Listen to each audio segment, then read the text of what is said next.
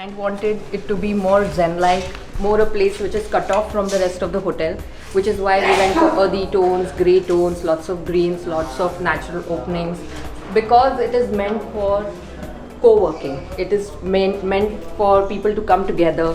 It is meant for inclusion per se. There's nobody over here who is at an upper level or a lower level. That's the kind of psychology what the owners hold. And we started to design around it. To be done was to open up the plan so that it doesn't look again in a way that you are in a compact setup where everybody is blocked in their own space and they don't have natural light. So in any which way in my design ideology, natural light and natural textures play a very important role.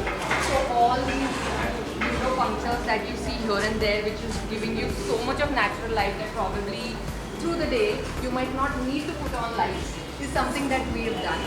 And essentially, if you can show around this portion, this was a very, very big decision. I think it took me around 2 months only to convince the client on exposing this truss that you see. So this building, the hotel building in itself is 7-story, and this particular truss, which is really heavy, this girder, holds the upper floors. And obviously it was concealed in plaster and the walls.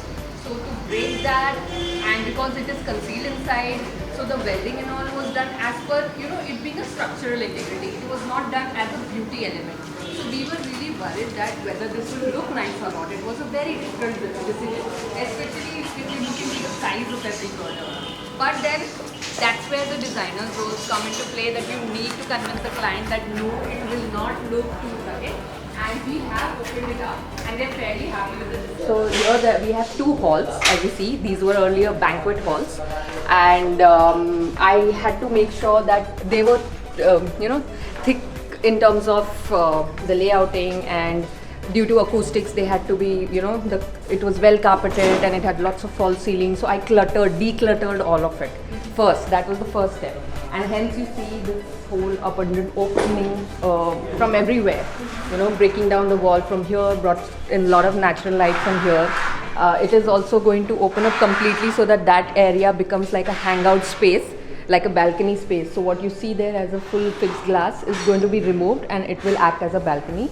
And as you enter into this, what I like to call as hall 1, you can see this Y-shaped sit out, which is a workstation only, but more of an inclusive workstation where few people can come in and go, and you can also have discussions.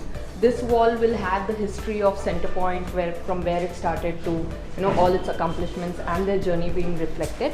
And what you have on this side is a booth seating. So the hall 1 involves these kind of spaces, more of recreational spaces, more of balcony spaces, and there's a director cabin and a conference room on the other side.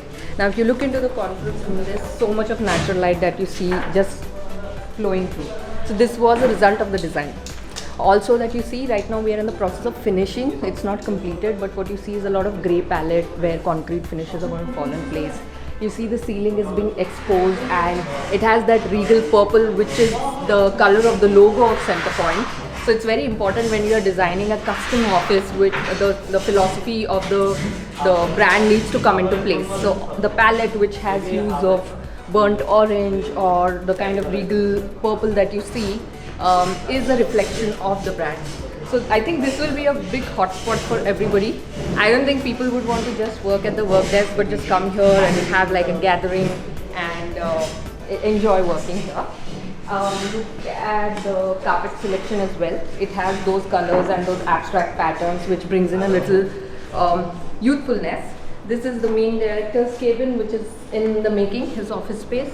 And the tones, now when you come here, to make it look more cozier, I have played with a secondary color in combination to the burnt orange and the regal purple that you saw, which is a blue, a sort of a very canvassy blue that gives you that youthful vibe for you to work here. Look at the detail of the light fittings that are coming into play. The wooden touch is that reminded me of the palette that I've chosen for the wooden flooring and the veneer that you see here. It's very light because this place has to be fresh in its taste. It cannot be antique, or it cannot be more old school or mid-century for that matter. So because that modern touch needs to come into place, I have tried to use very light tones for the wooden element that we are using this.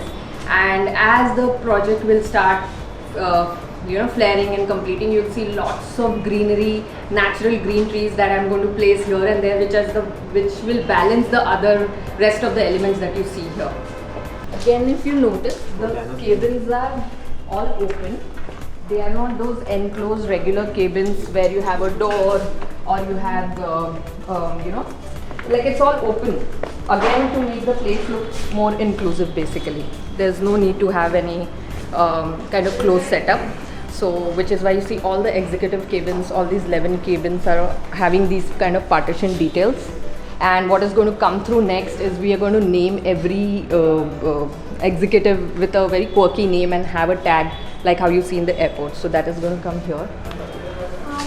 And yeah, that's about it. Like huge 10 feet windows with beautiful colorful blinds which will come next again.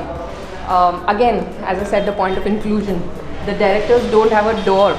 That's the decision that they wanted, that we wanted to be as much as a part of the team, as much as, so that's why we don't have doors on either side. And yeah, you see, if you look into the previous how it was to what it is right now, it's a big transformation, right from keeping the ceiling exposed to opening up the walls to having an open planning setup. These are very important decisions to be taken in design, because that will lead to the experience of what they want, to co-work basically, to come together, to brainstorm with open mindsets. This will only happen when you get in people to work together, not in compartmentalization, which I want to conclude with this point, that how much design plays a role in the overall psychology of what the customer wants to fulfill through his brand. And I think this space will pretty much fulfill that. So thank you.